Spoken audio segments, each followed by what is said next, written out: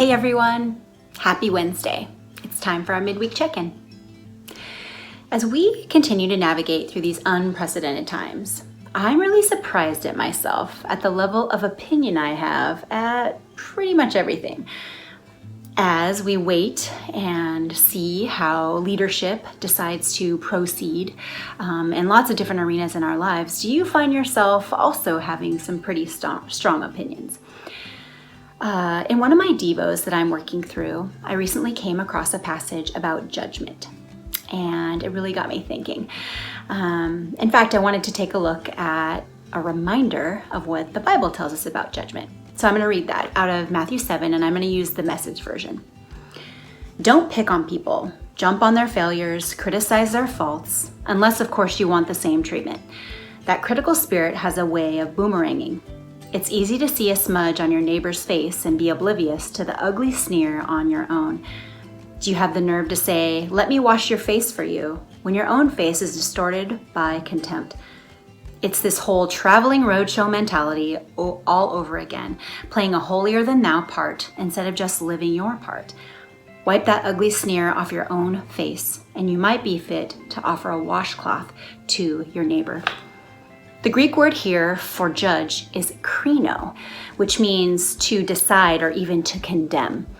When we commit this act against our neighbor, we're actually hardening our hearts toward them. And I think we know that this is really bad. This is not good for us. This is not God's heart in how we engage and interact with those around us in relationship at all. It's not his plan. But I think that instead of asking about kind of what judgment is, I think it's better to even ask the question why we do judge in the first place. For the most part, I think that we judge because we disagree, right? We might disagree with something someone does or something someone says. That's pretty common. But another thing that I think happens as to why we judge, that I think happens more often than we realize, is because we misunderstand.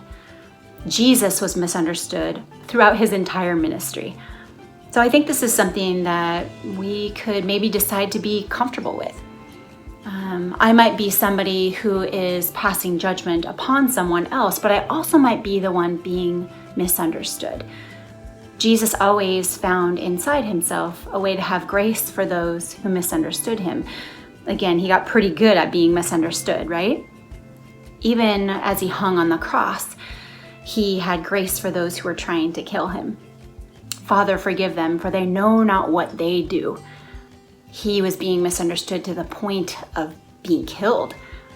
So I think our challenge today is to keep our hearts soft toward one another, to try to work toward understanding, and even if we do disagree, to maybe take a step back and see if there's something that we can see that the other person might be functioning through, a different lens. And if we're the ones being judged, maybe we can say, it's okay. I can get comfortable in this place of being misunderstood for at least a short period of time. I wonder if we could take some time to do this, we would actually be a little bit more at peace. Now, I think it's pretty obvious that we can't do any of this. We can't play either sides of this coin, whether it's to not judge others or to be accepting or understanding about being misunderstood without the presence of the Lord. So this week, may you go and spend time before the Father, offering up your judgmental heart or offering up your heart that's being judged based on being misunderstood. And may we bask in the love that he has for us. Go love one another really well and know that we love you. Take care, guys.